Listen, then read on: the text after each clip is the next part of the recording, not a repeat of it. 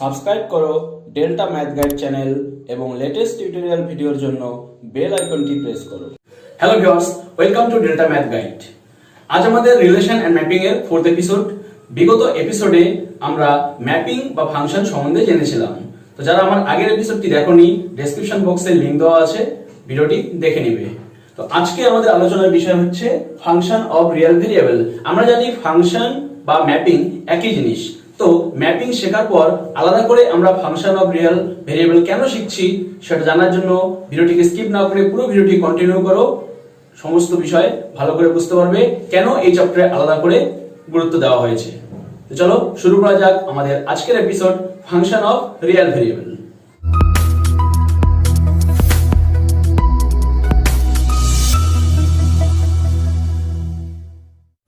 Welcome back. তো function of real variable বলতে আমরা কি বুঝি? ভেরিয়েবল মানে হচ্ছে চল। তো ফাংশন অফ রিয়েল ভেরিয়েবল বা বাস্তব চলের অপেক্ষক বোঝার জন্য আমরা আগে যে ফাংশন বা ম্যাপিং জানতাম সেটা থেকে আসি। দেখো, এর আগে তোমাদের যে ফাংশন শেখানো হয়েছিল সেখানে বলা থাকতো এ টু বি এভাবে ডিফাইন করা থাকতো এবং বলতো এ টু বি একটি চিত্রণ বা অপেক্ষক fx ইকুয়াল টু, ধরো আমি একটি এক্সাম্পল নিলাম 2x প্লাস 1 দ্বারা সংজ্ঞাত। অর্থাৎ এর আগে তোমাদেরকে যে ম্যাপিং দেওয়া থাকতো সেটা কিন্তু ডিফাইন করে দেওয়া থাকতো। সংজ্ঞাত মানে হচ্ছে ডিফাইন। তো ডিফাইন অলরেডি করে দেওয়া থাকতো। এখানে এ যে সেট হবে সেই সেটটি কিন্তু বলে দেওয়া থাকতো যে সেটা ন্যাচারাল নাম্বারের সেট হবে না পূর্ণ সংখ্যার সেট হবে নাকি a ইকুয়াল টু কোনো নির্দিষ্ট করে দেওয়া থাকলো, দেখা গেল 1 2 3 4 এরকম ওরা আগের থেকে ডিফাইন করে দিত। এবং b ইকুয়াল টু কিছু একটা দিত, দেখা গেল আমি নিলাম সাধারণত যেরকম এক্সাম্পল নেই আমি এরকমই নিলাম এরকম। অর্থাৎ এর আগে ম্যাপিং তোমাদের কিন্তু এইভাবে ডিফাইন করে দেওয়া থাকতো। তো এখানে এ সেটটি এটা এরকম রিয়েল নাম্বার, এগুলো রিয়েল নাম্বার, কিন্তু তারপরেও এখানে আমরা ফাংশন অফ রিয়েল ভেরিয়েবল বলছি না। কেন না, দেখো এখানে তোমাকে নির্দিষ্ট করে বলে দেওয়া থাকতো।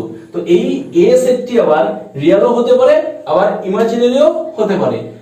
এমনও হতে পারে যে এ সেটটি বলে দিল অবাস্তব সংখ্যার সেট। এখনো তোমরা অবাস্তব সংখ্যা জানো না, খুব শীঘ্রই জেনে যাবে। তো যাই হোক, আমার যেটা বলার উদ্দেশ্য সেটা হচ্ছে এর আগে যখন তোমাকে ফাংশন বা চিত্রণ ম্যাপিং করতে দিত সেটিতে তোমাকে এ এবং বি ডিফাইন করে দেওয়া থাকতো। বাট এখন আমাদের সেই জিনিসটা থাকবে না। এখন জাস্ট তোমাদের বলবে যে এফ একটি ফাংশন, যেটা খালি এরকম একটি রুলস দেওয়া থাকবে। এফ একটি বাস্তব চলের অপেক্ষক বা রিয়েল ভ্যালুড ফাংশন, যেখানে তোমাকে বলবে fx equal two 2x plus 1। Just এতটুকু বলবে এবার এর ইমেজ বের করো বা ডোমেন বের করো, সবকিছু এখান থেকে করতে হবে। তো দেখো, এই যে x টাকে আমরা বলি চল, এই x টা হবে রিয়েল। এই x এর উপর ডিপেন্ড করেই তোমাকে পুরো ফাংশন ক্যালকুলেশন করতে হবে। অর্থাৎ আমি যদি সংক্ষেপে এই বিষয়টা বলতে চাই তাহলে যে এর আগে ফাংশন দিত তোমাকে একটা রেস্ট্রিকশন দিয়ে দিত যে এই সেট থেকে এই সেটের মধ্যে। এখন কিন্তু তোমাকে পূর্ণ স্বাধীনতা দিয়ে দেওয়া হয়েছে যে x টা রিয়েল ভ্যালু হবে, তুমি এখন বসাও ওই হিসাবে সমস্ত মান পাবে। তবে তাই বলে তোমরা হয়তো ভাবছো যে আচ্ছা তাহলে ব্যাপারটা এরকম দাঁড়ালো যে এখানে তাহলে x এর যেহেতু যে কোনো রিয়েল ভ্যালু আমি নিতে পারবো, তার মানে ম্যাপিংটা সবসময় এরকম হচ্ছে f such that r2 এই পাশে কোনো একটা ভ্যালু। তো আমরা কোডোমেন সেটটা কি সেটা আর নিতে পারি, তাই তো? না, আমরা মানে এইভাবে নির্দিষ্ট করে বলতে পারবো না, কারণ এই যে রুলসটা এখানে দেখা যাচ্ছে এই রুলসে কিন্তু x এর তুমি যে কোনো বাস্তব সংখ্যা বসাও এর একটা মান তুমি পাবে। অর্থাৎ এই ক্ষেত্রে এই যে রুলসটা, এই রুলসের কথা যদি বলি আমি, সেই ক্ষেত্রে ডোমেন কিন্তু তুমি আর পাবে। অর্থাৎ ডোমেন কাকে বলি আমরা? যে প্রথম সেটের এলিমেন্টগুলো দিয়ে তৈরি সেটটা। তো এখানে যেহেতু এই রুলসে চলে, তাহলে এখানে x এর মান আমরা কি নেই? প্রথম সেট থেকে নেই। ম্যাপিং সাধারণত একটি এই পাশে একটি সেট থাকে, এই পাশে একটি সেট থাকে এবং এই সেটের একটি এলিমেন্টের সঙ্গে এই সেটের একটি এলিমেন্টের পেয়ার করা হয়। এবং আগের এপিসোডে আমি দেখিয়েছিলাম এখানকার একটি এলিমেন্ট যদি x হয় তাহলে এখানে আমরা যে এলিমেন্টটি পাই সেটা হচ্ছে x এর ইমেজ fx। অর্থাৎ x এলিমেন্টটা মানে x এর যত মান আসবে সবগুলো মান দিয়ে যে তৈরি হয় সেটটা, সেটাকে আমরা ডোমেন সেট বলি। অর্থাৎ তুমি বলতে পারো যে তাহলে x এর যেহেতু সমস্ত রিয়েল ভ্যালু নিয়েই মানে সমস্ত রিয়েল ভ্যালু এই ফাংশনে একসেপ্ট হবে, তাহলে এই ক্ষেত্রে ফাংশনের ডোমেন আর হবে।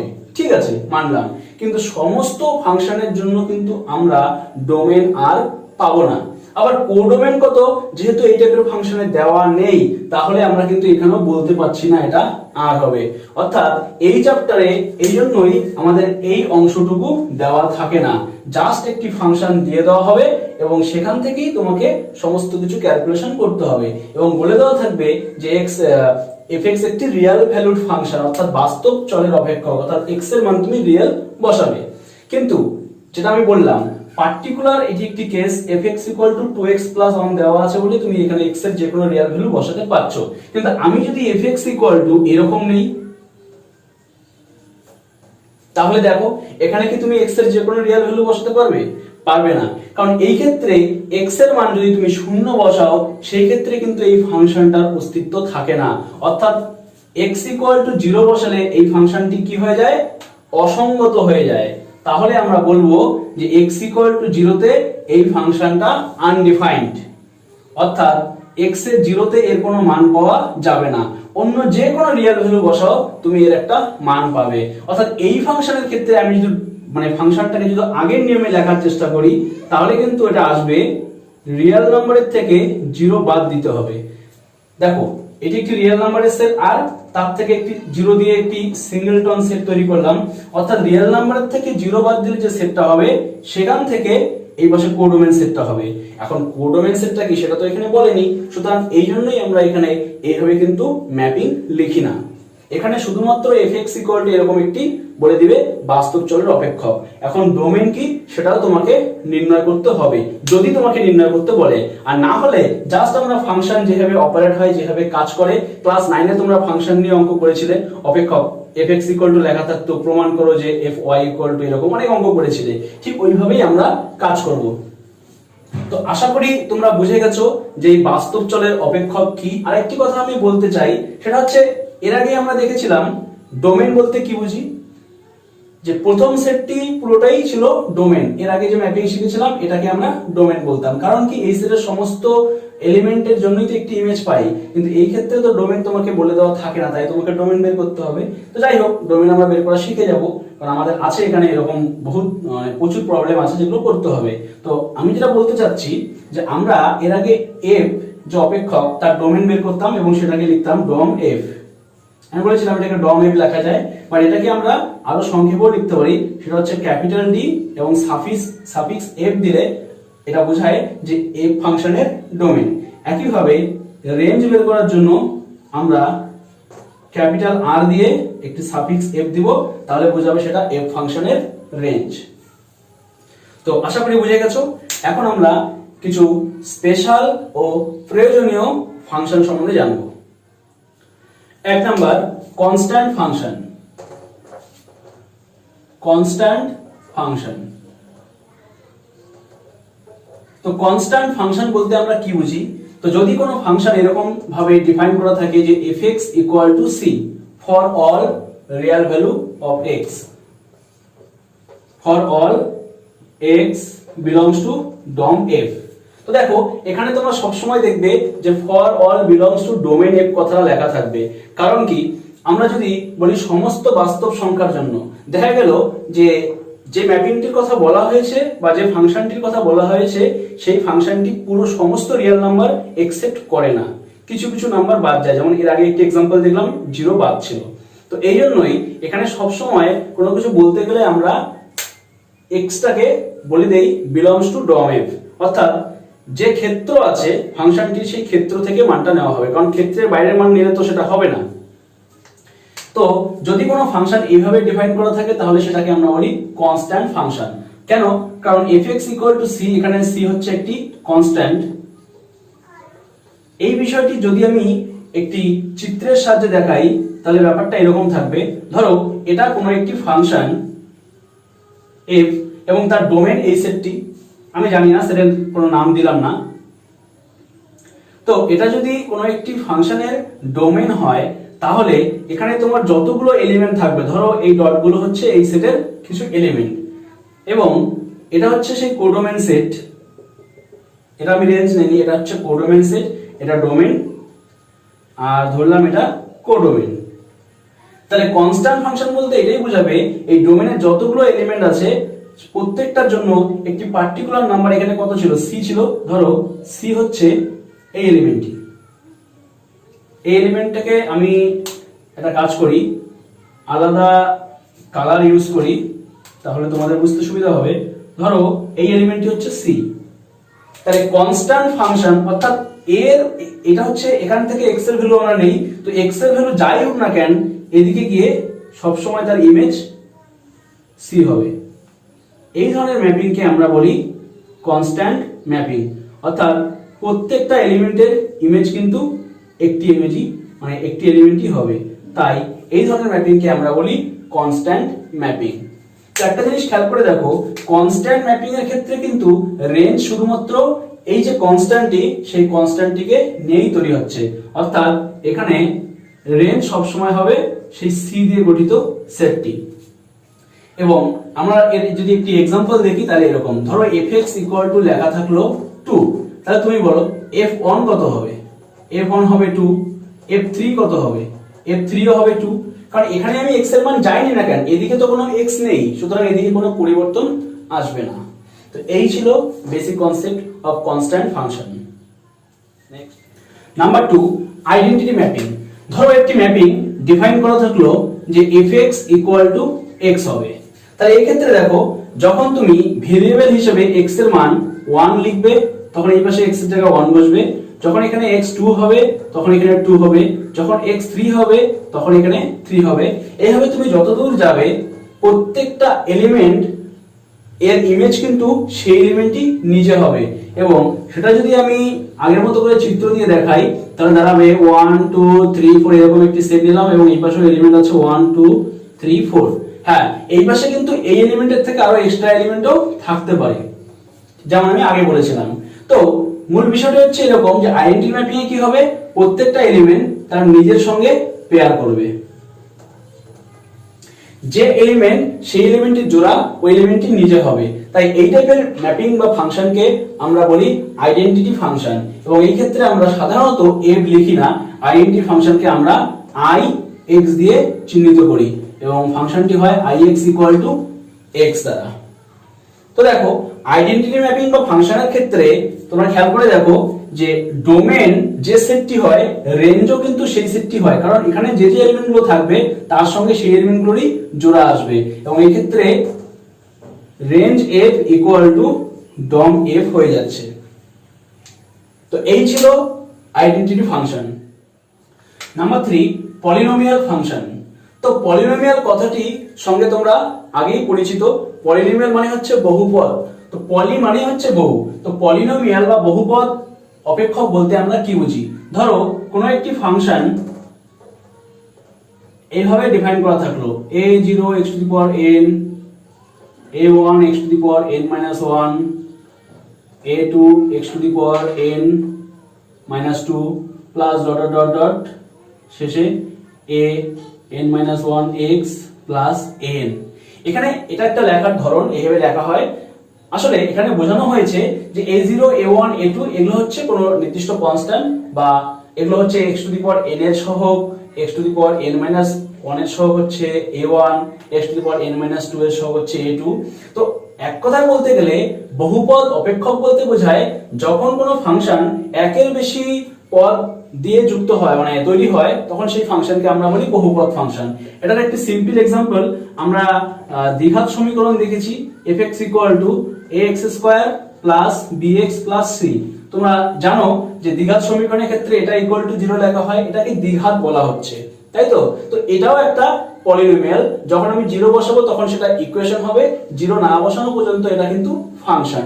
এটা একটা ফাংশন আর ইকুয়েশনের মধ্যে বেসিক পার্থক্য। আরেকটু আমি বলি যে দেখো ফাংশনের ক্ষেত্রে কি হয়, তুমি x এর যে কোনো মান এখানে বসাতে পারবে, কিন্তু যখন আমি =0 বসাবো তখন কিন্তু x এর সব মানে এই সমীকরণটি তখন সিদ্ধ হবে না, তখন এটা সমীকরণ হয়ে যাবে। সমীকরণের বেলায় x এর কিছু নির্দিষ্ট মানেই ওটা সিদ্ধ হয়, কিন্তু যখন ফাংশন থাকে তখন তুমি x এর বিভিন্ন মান বসাতে পারবে। এখন যেটা বলতে চাচ্ছি তা হচ্ছে বহুপদ। এখানে একের বেশি পদ আছে তাই এটাকে আমরা বহুপদ বলবো। অ্যাকচুয়ালি এখানে 3টি পদ যোগ যোগ আকারে আছে। তো এখানে আমি n সংখ্যক পদ দিয়েছি। তো বহুপদ অপেক্ষকে যে সবচেয়ে বড় ঘাত থাকে x এর, অর্থাৎ এই যে ফাংশনটা আমি লিখেছি এখানে x এর সবচেয়ে বড় ঘাত কত, n, তাই এই ফাংশনের ঘাত বলা হবে n। তো ভিউয়ার্স, এই হচ্ছে বেসিক বিষয় বহুপদ অপেক্ষক। এটা কিছুই না, সিম্পল, জাস্ট আমরা ফাংশন লিখি এবং ফাংশন যদি একের বেশি পদ থাকে তাহলে সেটাকে আমরা বহুপদ অপেক্ষক বলে থাকি। Number 4, rational function. তো রেশনাল ফাংশন বলতে বুঝি, ধরো কোনো একটি ফাংশন fx ইকুয়াল টু বলা থাকলো px বাই qx, যেখানে p এবং q আরো দুটি বহুপদ অপেক্ষক। তাহলে এই টাইপের ফাংশনকে আমরা বলবো রেশনাল ফাংশন। রেশনাল ফাংশন মানে হচ্ছে মূলদ অপেক্ষক, অর্থাৎ p বাই q আকারে যখন থাকে কোনো নাম্বার তখন সেটাকে আমরা বলি মূলদ সংখ্যা। ঠিক একই রকম যদি px বাই qx আকারে কোনো ফাংশন থাকে তাহলে সেটাকে আমরা বলবো রেশনাল ফাংশন। অবশ্যই এই ক্ষেত্রে কিন্তু এই qx টা নট ইকুয়াল টু 0 হতে হবে, কারণ qx যদি 0 হয় তাহলে এটা অসঙ্গত হয়ে যাবে, অর্থাৎ তখন fx ফাংশনটি ডিফাইন হবে না। এরকম একটি ফাংশনের আমরা एग्जांपल দেখি। তোমরা এর আগে দেখেছো যে fx equal to x minus 1 by x minus 2 এরকম লেখা থাকে অনেক জায়গায়। তাহলে এই টাইপের ফাংশনকে আমরা বলি মূলদ অপেক্ষক, কারণ এখানে x মাইনাস 1 নিজে একটি ফাংশন, আবার x মাইনাস 2 নিজে একটি ফাংশন। তবে এই ফাংশনটি এখনো ডিফাইন হয়নি। ডিফাইন তখন হবে কারণ তখন হবে যখন আমি পাশে লিখবো যে x নট ইকুয়াল টু 2, কারণ কি x ইকুয়াল টু 2 হলে এই ফাংশনটি অসঙ্গত হয়ে যাবে। তাই x নট ইকুয়াল টু 2 হলে x এর আর অন্য কোনো মানে, অর্থাৎ আর অন্য কোনো রিয়েল মানে কিন্তু দেখো এটা অসঙ্গত হচ্ছে না।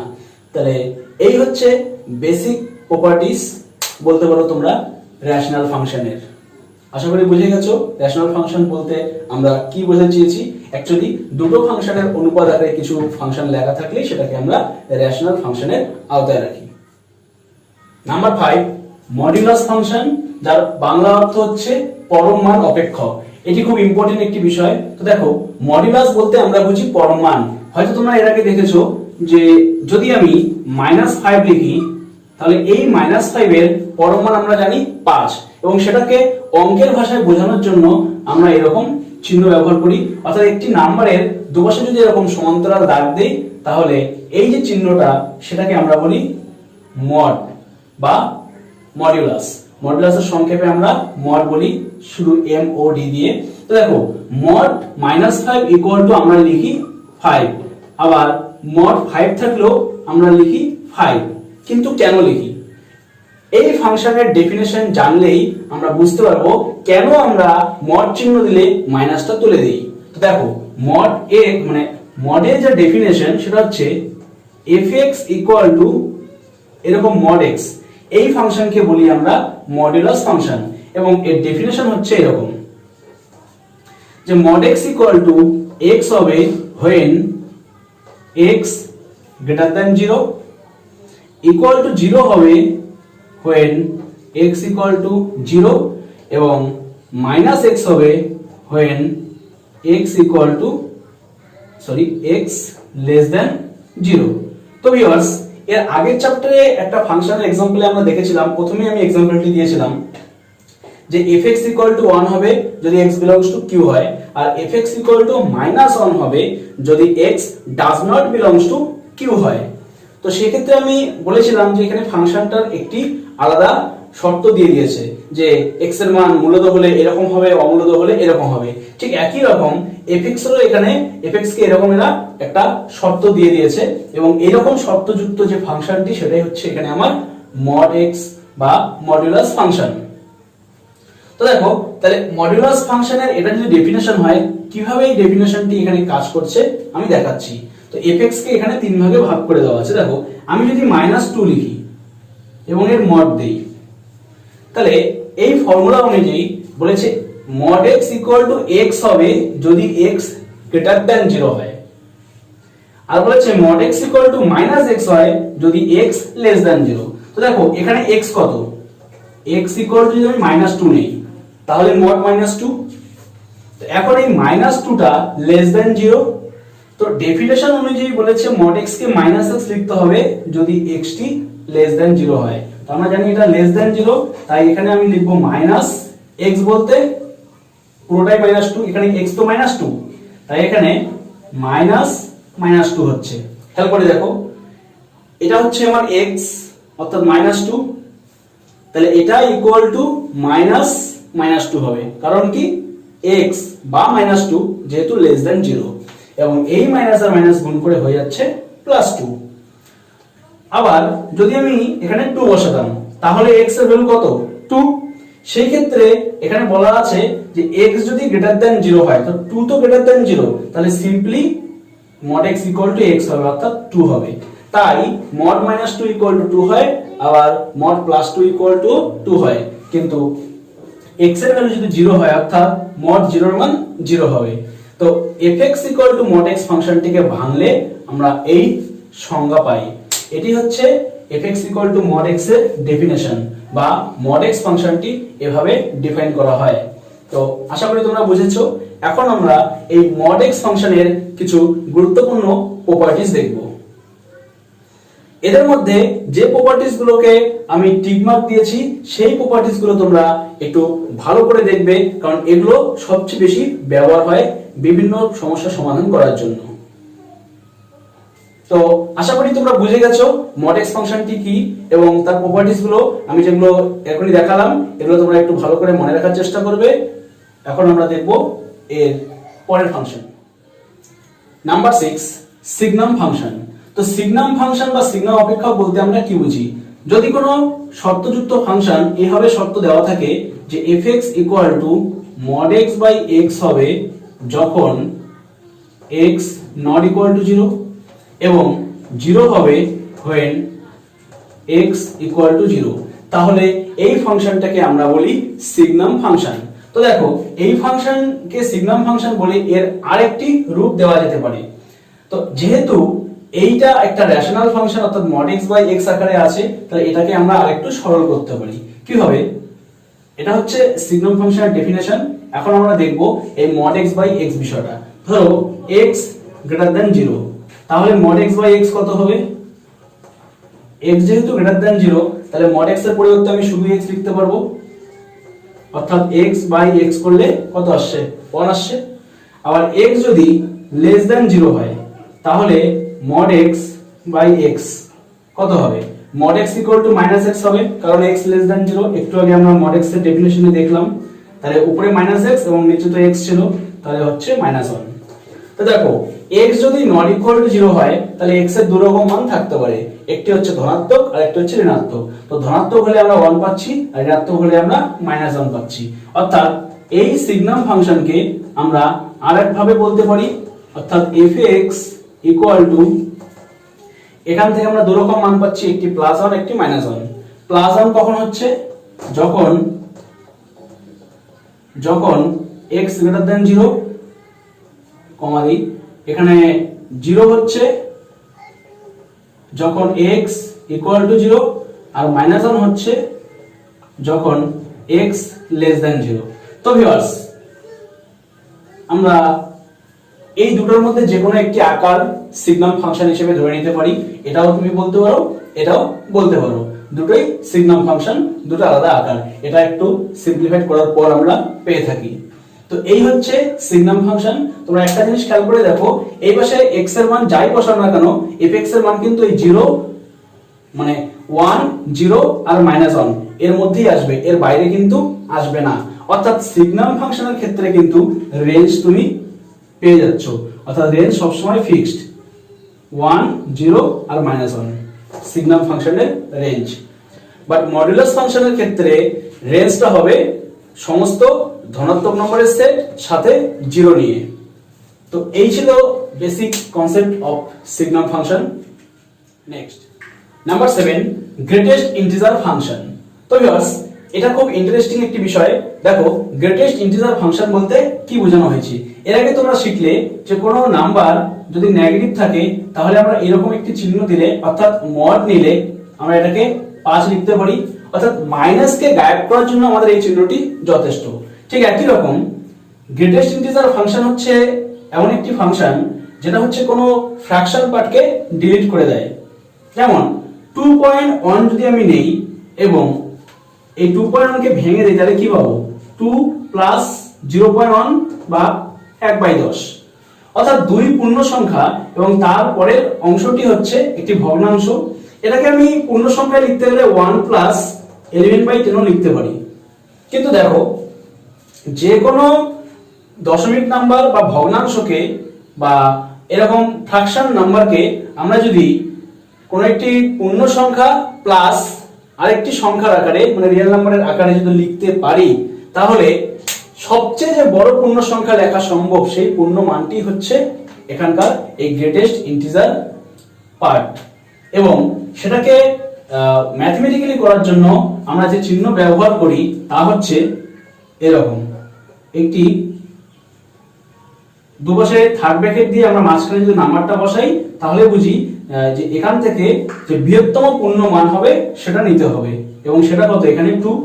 আমি 2.1 কে 2 ভাবে লিখেছিলাম, আমি সেটাকে চাইলে 0 প্লাস 21/10 ও লিখতে পারতাম। দেখো, সবগুলি কিন্তু আমি পূর্ণ সংখ্যা প্লাস আকারে লিখেছি, কিন্তু সবচেয়ে বড় যে পূর্ণ সংখ্যা লেখা সম্ভব তা হচ্ছে 2 প্লাস 1/10। মাইনাস করে কিন্তু আনতে বলা হয়নি, প্লাস করেই রাখতে হবে। তাহলে এই ক্ষেত্রে সবচেয়ে বড় পূর্ণ মানটি কত?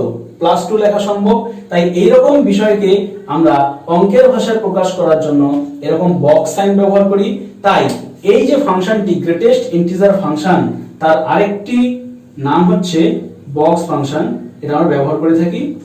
অনেকে এটাকে স্টেয়ার ফাংশনও বলে। কেন বলে আমি পরে বলছি, তার আগে আমরা জেনে নেই যে এই বক্স ফাংশনটার ডেফিনেশন কি। খালি এইভাবে বলে দিলাম তাহলে তো হলো না, এখন আমরা ডেফিনেশন শিখব। যেমন করে mod x এর ডেফিনেশন আমরা শিখেছিলাম, x > 0 হলে x হয়, x যদি <0 হয় তাহলে -x হয়। ঠিক একই রকম বক্স x এরও একটি ডেফিনেশন আছে। তো এই ডেফিনেশনটা কত? দেখো, fx = box x, এবং এটাকে ভাঙলে আমরা পাবো 0 হবে যখন x এর মান 0 থেকে শুরু করে 1 এর আগ পর্যন্ত যে কোনো মান নেবে। তোমরা খেয়াল করে দেখো, 0 বা তার থেকে বেশি 1 এর আগ পর্যন্ত যে কোনো মানগুলি 0 হতে পারে, 0.1 হতে পারে, 0.2 হতে পারে, 0.3 হতে পারে। অর্থাৎ সবচেয়ে বড় যে যে পূর্ণ সংখ্যাটি পাচ্ছি এখানে তা হচ্ছে 0। তাই এই ক্ষেত্রে বক্সের ভ্যালু হয় 0। আবার 1 থেকে শুরু করে 2 এর আগ পর্যন্ত যে কোনো মান নিলে যে পূর্ণ মানটি আমি পাবো সবচেয়ে বড় সেটা কত? 1। তাই এই ক্ষেত্রে হয়ে যায় 1। অর্থাৎ বক্স x = 1 লেখা যায় যখন x এর মান 1 আর 2 এর মাঝে থাকে, এবং = 2 হয় যখন x এর মান 2 বা তার বেশি 3 এর আগ পর্যন্ত, =3 হয় যখন x এর মান 3 বা তার বেশি 4 এর আগ পর্যন্ত। এবং এইভাবে এটা চলতে থাকে। এবং ঠিক একই ভাবে এর মান -1 হয় যখন এখানে -1 থেকে x এর ভ্যালু 0 এর আগ পর্যন্ত নেওয়া হবে, -2 হয় যখন -2 আর -1 এর মধ্যে থাকে x এর মান, এবং এটাও এই পাশে চলতে থাকে। অর্থাৎ তোমরা বুঝতেই পারছো যে বক্স x এর ভ্যালু সব সময় একটি পূর্ণ সংখ্যা আসবে, এবং এই সমস্ত পূর্ণ সংখ্যাকে নিয়ে যে সেট তৈরি হয় সেটা দেখো একটি পূর্ণ সংখ্যা সেট বা z। অর্থাৎ বক্স ফাংশনে বা গ্রেটেস্ট ইন্টিজার যে ফাংশন তার রেঞ্জ কিন্তু অলওয়েজ আসছে z, অর্থাৎ পূর্ণ সংখ্যার সেট। এখন দেখি এই ফাংশনটির আরেকটি নাম স্টেয়ার ফাংশন বলা হয় কেন। তোমরা দেখো, x এর ভ্যালু 0 থেকে 1 পর্যন্ত আমি যে কোনো কিছুই নেই না, কারণ x এর মান আমি 0 যদি নেই তাহলে y মানে fx এর মান কত? 0। x এর মান যদি আমি 0.5 নিলাম তাহলে x এর মান, এটা যদি 1 ধরি আমি, এই লাইনগুলোকে একটা কাটা কাটা দাগকে আমি 1 ধরলাম 1 একক করে, তাহলে ওই ক্ষেত্রে 0.5 করলে fx এর মান কত? 0। কারণ ডেফিনেশন থেকে বোঝা যাচ্ছে x এর ভ্যালু 0.5 নিলে fx এর ভ্যালু 0 হবে। অর্থাৎ 0.5 এর জন্য 0, 0.6 এর জন্য 0, যতই নিন এখানে 0 হবে। তো x এর ভ্যালু 0 থেকে শুরু করে 1 এর আগ পর্যন্ত যে কোনো মানের জন্য y এর মান কিন্তু 0। রেড লাইনটি তোমরা দেখতে পাচ্ছ, সেটা হচ্ছে আমার গ্রাফ হচ্ছে। আবার এক্স এর ভ্যালু যখন আমি অনে নিব তখন কিন্তু এফএক্স এর ভ্যালু অন হয়ে যাচ্ছে, মানে এক্স অন হলে এফএক্স অন বা ওয়াই অন। আবার এক্স যদি আমি 1.5 নেই, এক্স যদি আমি 1.5 নেই অর্থাৎ এখানে যদি বসাই, সেই ক্ষেত্রেও কিন্তু এফএক্স এর ভ্যালু অনে স্থির, অর্থাৎ এক্স এর ভ্যালু 1.5 নিলেও ওয়াই এর ভ্যালু বা এফএক্স এর ভ্যালু অনই থাকবে। অর্থাৎ এখান থেকে শুরু করে আমি 2 এর আগ পর্যন্ত এক্স এর যাই মান নেই না কেন, গ্রাফে কিন্তু এফএক্স এর মান আমার অনে স্থির। তোমরা দেখতে পাচ্ছ এরকম হবে। একই ভাবে x এর মান 2 নিলে fx এর মান 2 হবে এবং 3 এর আগ পর্যন্ত এটা 2 তে স্থির থাকবে। এইভাবে এখানে হবে, এখানে হবে, এবং ঠিক বাম পক্ষে আমরা পাবো x এর ভ্যালু 0 মানে -1 থেকে 0 পর্যন্ত fx এর ভ্যালু -1, আবার -2 থেকে -1 পর্যন্ত -2। এইভাবে যেহেতু ফাংশনটি চলতে থাকে, দেখতে সিঁড়ির মতো হচ্ছে, তাই এই ফাংশনের আরেকটি নাম হচ্ছে, মানে নাম আমরা দিয়ে থাকি স্টেয়ার ফাংশন। তোমরা বুঝতেই পারছো এরকম সিঁড়ির মতো দেখা যাচ্ছে বলে এটাকে স্টেয়ার ফাংশন বলা হয়। তো আশা করি তোমরা বুঝতে পেরেছো কিভাবে এই বক্স ফাংশন বা গ্রেটেস্ট ইন্টিজার ফাংশন এর ক্যালকুলেশন গুলো করতে হবে। তো আমি নেগেটিভ নিয়ে কোনো দেখাইনি, এটা অনেকে ভুল করে, তাই আমি একটু দেখিয়ে দিচ্ছি। ধরো বক্স 1.5 আছে, তাহলে তোমরা কত লিখবে?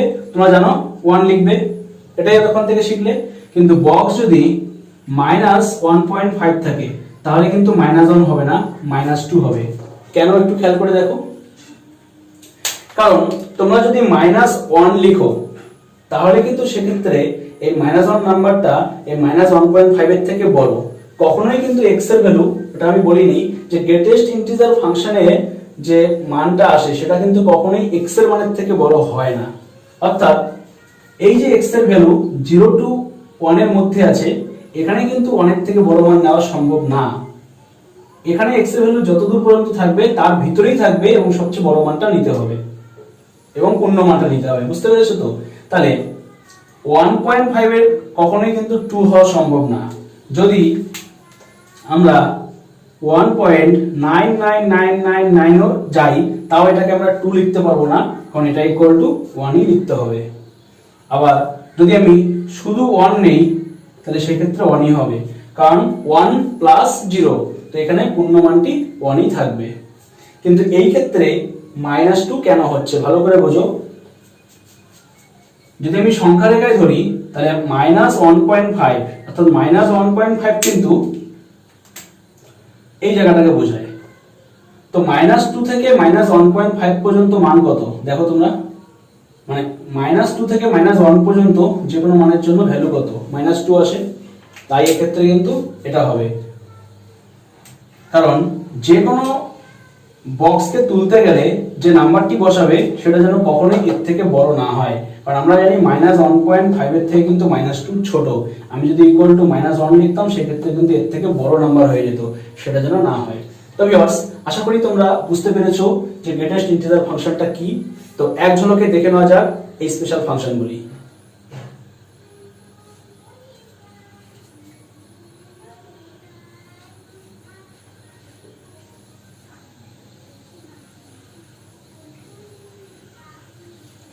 তো ভিউয়ার্স, এতক্ষণ থেকে আমরা বিভিন্ন স্পেশাল ফাংশন সম্বন্ধে জানলাম। এখন আমরা এই ফাংশনের উপর কয়েকটি প্রক্রিয়া শিখে নেব। তো ভিউয়ার্স, এতক্ষণ থেকে আমরা ফাংশন সম্বন্ধে জানলাম। এখন আমরা দেখব ফাংশনের যোগ বিয়োগ গুণভাগ কি করে করা যায়। ধরো কোনো একটি ফাংশন fx এবং আরেকটি ফাংশন gx। তো ফাংশন যখন হয়েছে তার নির্দিষ্ট একটা ডোমেন থাকবে, এবং আমি ধরো লিখলাম যে f যে ফাংশনটি তার পার্টিকুলার একটি ডোমেন a, এরকম একটি ফাংশন, এবং g একটি ফাংশন যেটার পার্টিকুলার আমি ডোমেন ধরে নিলাম b, এবং সেটা অবশ্যই রিয়েল নাম্বারের মধ্যে হবে। তো এরকম যদি দুটি ফাংশন হয় তাহলে f এবং g এর নির্দিষ্ট একটা নিয়ম থাকবে, যে নিয়মে আমরা ইমেজ বের করি। তো এরকম দুটি ফাংশনের যোগ করলে মানে আমরা লিখতে পারি f প্লাস g x।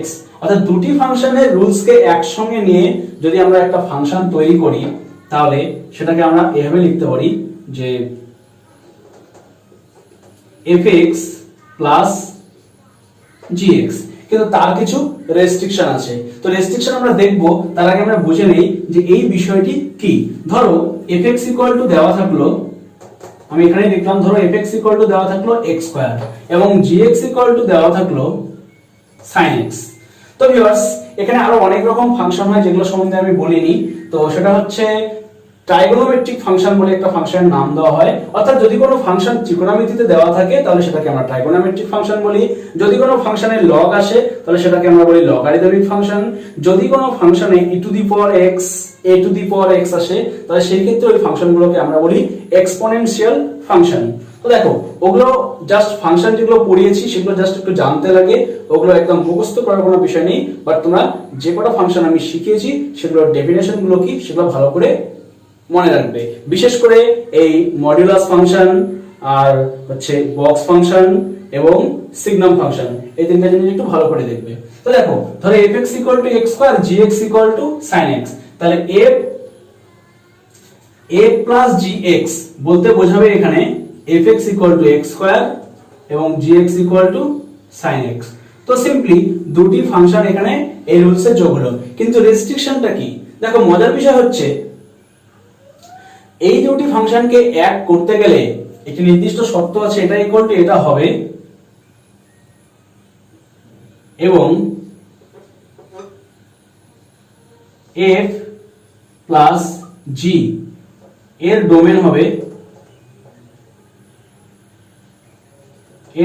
হবে a ইন্টারসেকশন b। অবশ্যই এই দুটোর ডোমেন হবে a ইন্টারসেকশন b, কারণ এই ক্ষেত্রে হয়তো তোমরা বুঝতে পারছো না। তো আমি একটু এক্সাম্পলটা চেঞ্জ করব, দেখো কেন এরকম হচ্ছে।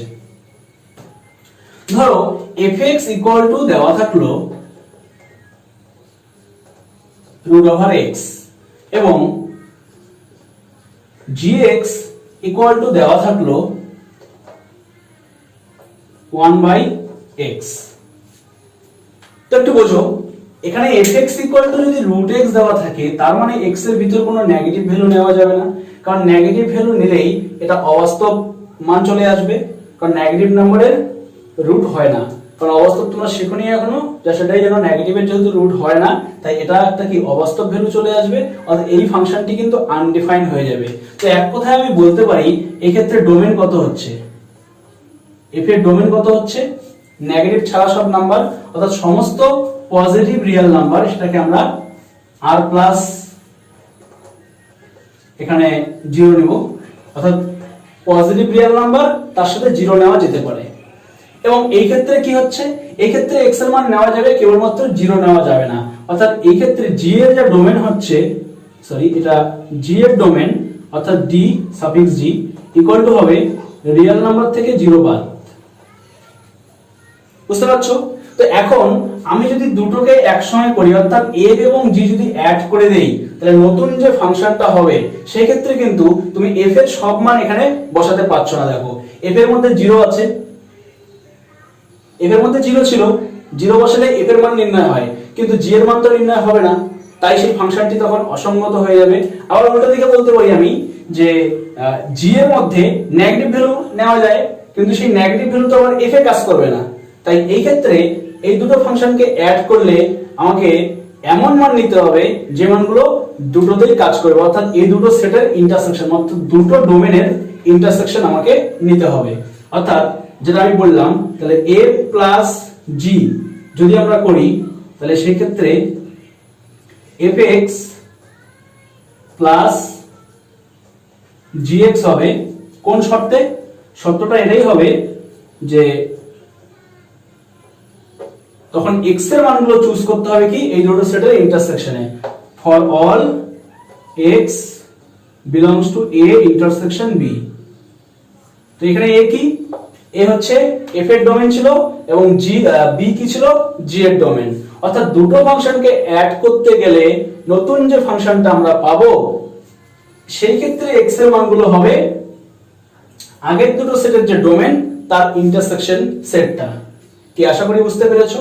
ঠিক একই ভাবে আমরা দুটো সেটের বিয়োগ, গুণ, ভাগ সব করতে পারি, কিন্তু দেখো মজার বিষয় এটি f এবং g যদি এরকম দুটো ফাংশন হয়ে থাকে, তো আমি এই লাইনটি মুছে দিচ্ছি। ধরি f এবং g দুটো ফাংশন, তাহলে 1 নাম্বার সামের ক্ষেত্রে কি হবে, f x সামের ক্ষেত্রে হবে f plus g x equal to fx plus gx for all x belongs to a intersection b। 2 number subtraction অর্থাৎ বিয়োগ, বিয়োগের ক্ষেত্রে একই রুলস, f মাইনাস g যদি আমি x করি তাহলে এটাকে লেখা যাবে fx মাইনাস gx, এবং এই ক্ষেত্রেও রুলটা একই, for all x belongs to a intersection b। 3 number product অর্থাৎ fg একসঙ্গে গুণ, এবং তার যদি ফাংশন করি তাহলে সেক্ষেত্রে লেখা যাবে fx ইন্টু gx, এবং এই ক্ষেত্রে x এর ভ্যালু একই থাকবে a ইন্টারসেকশন b। কিন্তু এই যে 4 নাম্বারটা এটা একটু আলাদা হবে, ডিভিশন।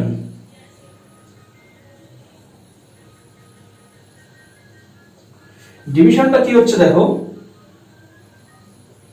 f বাই g যদি আমরা বের করি তাহলে রুলস অনুযায়ী উপরে fx হবে, নিচে gx হবে। শর্তটা কি ছিল আগে, for all x belongs two ছিল a ইন্টারসেকশন b।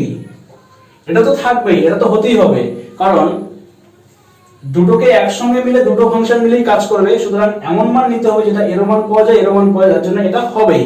কিন্তু এখানে একটা সমস্যা হচ্ছে, সেটা হচ্ছে এই যে gx নিচে আছে, তাহলে কিছু কিছু ক্ষেত্রে gx এর মান 0 আসতে পারে, তাহলে যে মানগুলোর জন্য 0 আসবে সেই মানগুলোকে কিন্তু এখানে অ্যাভয়েড করতে হবে, অর্থাৎ সেই মানগুলোকে এখানে বাদ দিতে হবে এবং সেটাকে এভাবে লিখতে হবে x such that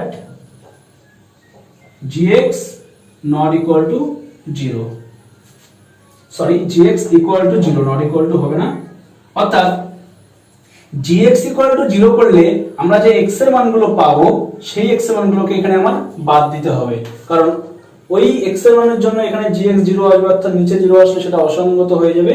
তাই কিন্তু এই ডিভিশনের বেলায় এরকম রুলস হচ্ছে। তো ভিউয়ার্স, আশা করি তোমরা বুঝতে পেরেছো বিভিন্ন এই অপারেশনগুলো ফাংশনের মধ্যে থেকে কি করে হচ্ছে। এখন আমরা এক্সারসাইজ থেকে কয়েকটি সিম্পল एग्जांपल দেখব। তো ভিউয়ার্স, আমরা এখন দেখব অতি সংক্ষিপ্তের 3 এর 1 নম্বর প্রশ্নটি। তো এটা কি করে সমাধান করব।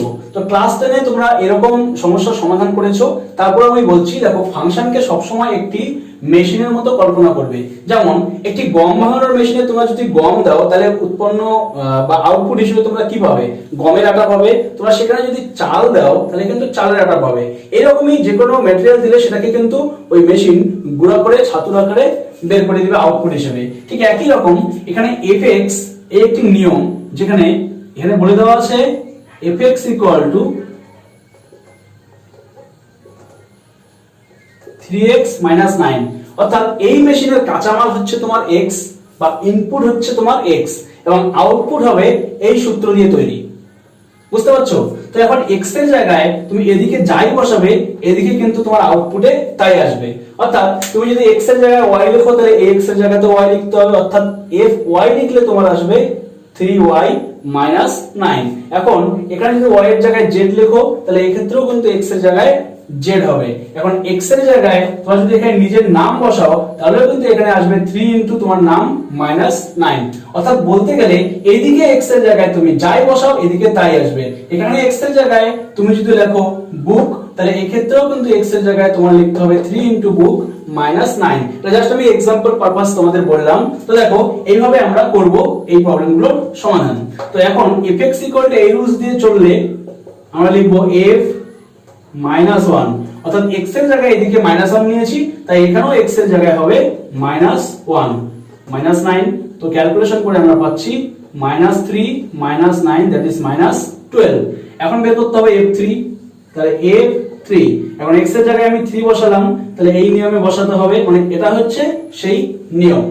তাহলে এখানে 3 বসালে এখানে পাচ্ছি আমি 3 into 3 that is 9 minus 9 equal to 0। তারপর আসবে f x plus h। তো যখন আমি x plus h বসাবো x এর জায়গায় x plus h বসবে, অর্থাৎ 3 into x plus h minus 9। তো এখান থেকে পাচ্ছি আমি 3x plus 3h minus 9। এবার হচ্ছে f x square minus 1, f x square minus 1, অর্থাৎ এখন x এর জায়গায় বসবে x square minus 1, পরে minus 9 ছিল 9 বসালাম, তাহলে ফাইনালি আমরা পাচ্ছি এখানে 3x square minus 3 আর minus 9 মিলে minus 12। তো ভিউয়ার্স এই হচ্ছে এই টাইপের প্রবলেম আমরা এইভাবেই সলভ করব। এখন আমরা দেখব নেক্সট প্রবলেম। কোশ্চেন নাম্বার 4 এর এক, এখানে 2fx plus 3f minus x equal to 15 minus 4x হলে দেখাও যে fx equal to 3 plus 4x। কি করে দেখাবো? দেখো এখানে একটি দেওয়া আছে, তো আমরা তুলবো given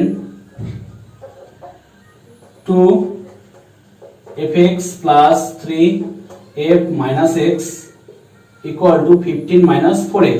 এটা তোমরা এক নাম্বার দাও। এখন আমরা x এর জায়গায় মাইনাস x লিখবো, এবং x এর জায়গায় যেহেতু মাইনাস x লিখবো এই কথাটাকে তোমরা কথায় লিখবে। তো x কে মাইনাস x দ্বারা প্রতিস্থাপিত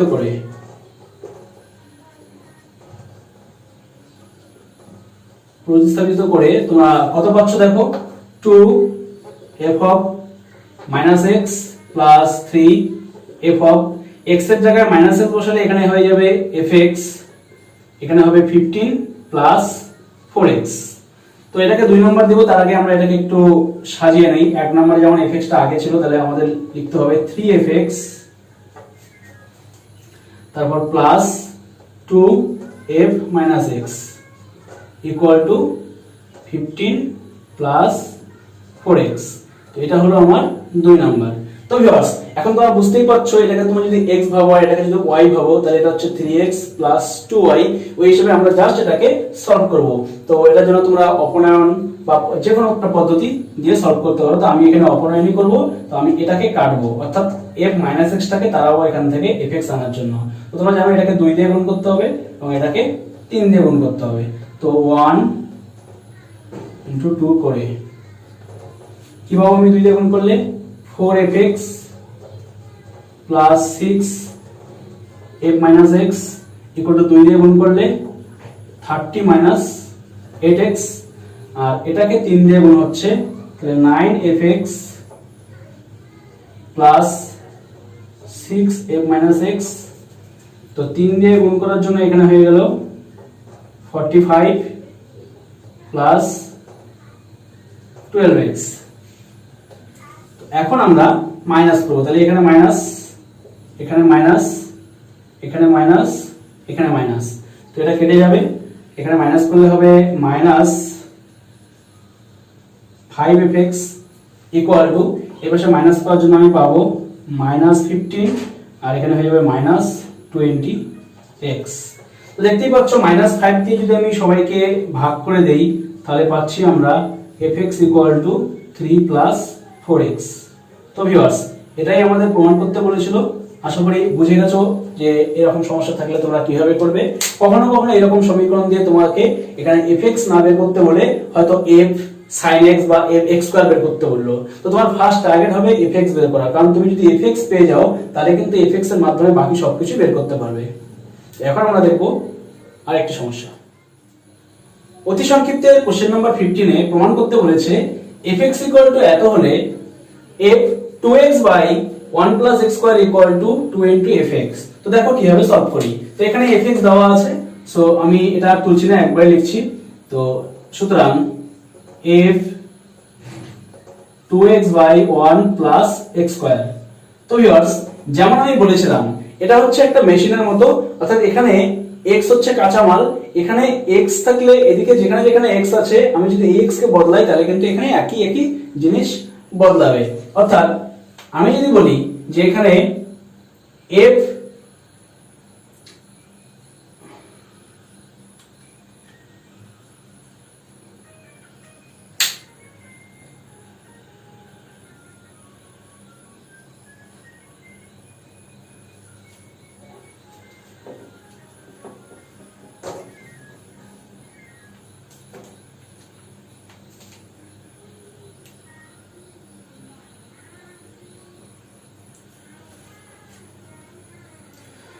অতি সংক্ষিপ্তের question number 15।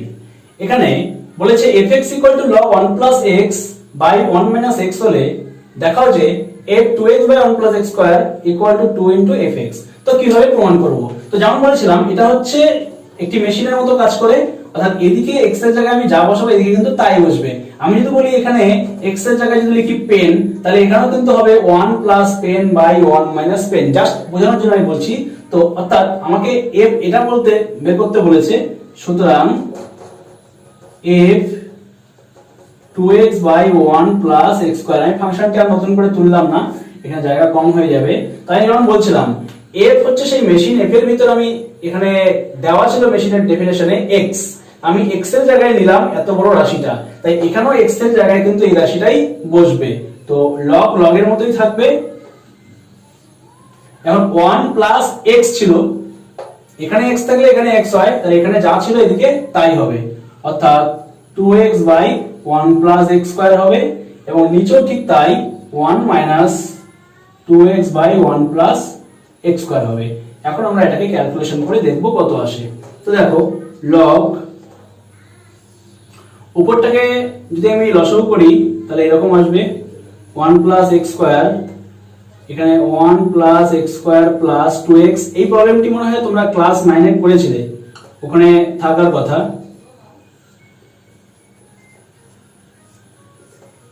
Equal to log, তো 1 plus x square উপর নিচে কেটে যাবে, এবং উপরটা হয়ে যাচ্ছে 1 plus x এর হোল স্কয়ার, এবং নিচেরটা হয়ে যাচ্ছে 1 minus x এর হোল স্কয়ার। তো ফাইনালি আমি এটাকে লিখতে পারবো log 1 plus x by 1 minus x, পুরোটাকে bracket দিয়ে হোল স্কয়ার। এখন আমরা জানি log এর একটি সূত্র ছিল যে log যদি এখানে m স্কয়ার থাকে তাহলে 2 into log m লেখা যায়, কি আমরা তাই জানি তো? কারণ log এর এরকম যদি পাওয়ার থাকে তাহলে পাওয়ারটি বাইরে আসে।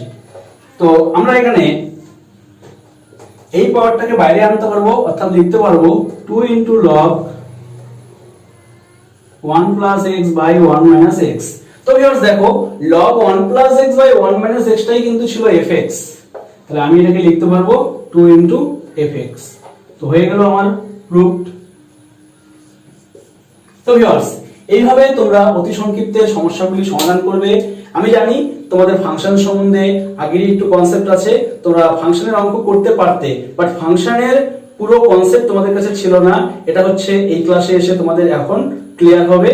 তো আমি এই জন্যই বলতে যাচ্ছি যে অতি সংক্ষিপ্তের পর্যন্ত আমি একটু এক্সাম্পল দেখিয়ে দিলাম, তোমরা এখানে সংক্ষিপ্তের অঙ্কগুলো সমাধান করো। যেখানে সমস্যা হবে আমাকে কমেন্ট করবে, আর আমি নেক্সট এপিসোডে এই অধ্যায়ের আরো অনেক ভালো ভালো প্রবলেম আছে সেগুলোকে সলভ করাবো।